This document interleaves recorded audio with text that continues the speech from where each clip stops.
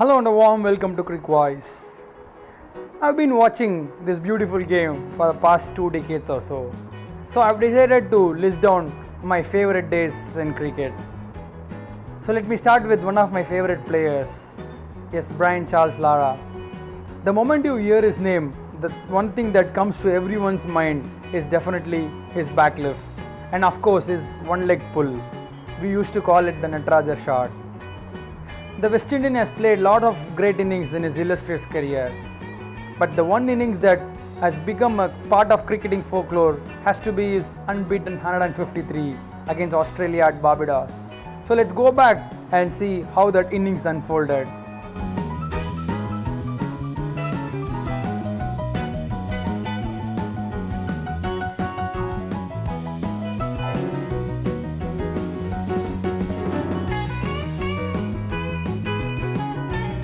The series was tied at 1-1 going into Barbados for the third test. Yes, it was Lara who scored a double ton in the second test to make the series level.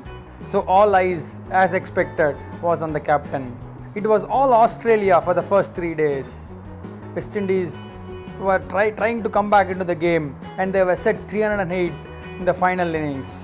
To score that amount of runs against a bowling attack that comprised of Glenn McGrath, Shane Warne, Jason Gillespie was a huge task in itself. The wicket was starting to crumble, but the crowd believed. West Indies were in early trouble, and when Lara walked in at 78 for 3, the onus was entirely on the left-hander. The scoreline soon became 105 for 5, and Lara only had Adams and bowlers for company. So how did the great batsman go from that stage? As you would expect, he was farming most of the strike and also scoring as much runs as possible. He knew Jimmy Adams had his limitations, so he allowed him to just block at one end, and he was doing his role to perfection. Lara at the other end was cutting, pulling and driving both fast bowlers and spinners.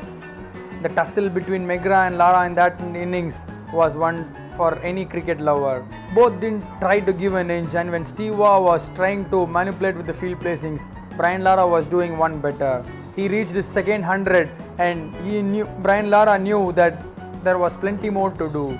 Although there were plenty of great shots, the one shot that I would really remember was a cover drive on the up of Jason Gillespie. It was a good length ball, and with plenty of fielders on the offside, still Lara managed to pierce the gap, and off it went to the boundary. The best part was there were 4 or 5 fielders on the cover region, in the offside region, and none moved. In fact, Jason Gillespie, after a few years, went on to say that Lara is one of the very few batsmen who can score boundaries of good balls. Coming back to this wonderful innings, Australia were in the game with quick wickets. And when Jimmy Adams and Ridley Jacobs were dismissed, it was only Ambrose and Walsh for company. Ambrose is definitely no muck with the bat. He was trying to defend, while at the other end, Lara was scoring boundaries at will. In fact, he had 6 fielders on the boundary rope, but still he could manage to find the gap.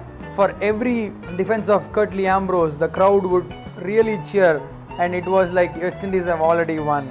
They knew the importance of Ambrose in that partnership, and with just 6 to get, Ambrose was dismissed and only Courtney Walsh to come. Everyone would know Courtney Walsh's batting prowess. He's probably the ideal number 11, but each and every ball that he defended, that crowd would go mad. Courtney Walsh did his part, and he didn't give his wicket away. And when Lara scored the winning run of Jason Gillespie through the cover region, the crowd went frenzy, and it was one of the greatest moments on a cricket field. Lara did the unthinkable. I am sure most of you would have loved that innings. For more such great moments on the field, keep watching Crikvoice. Cheers guys.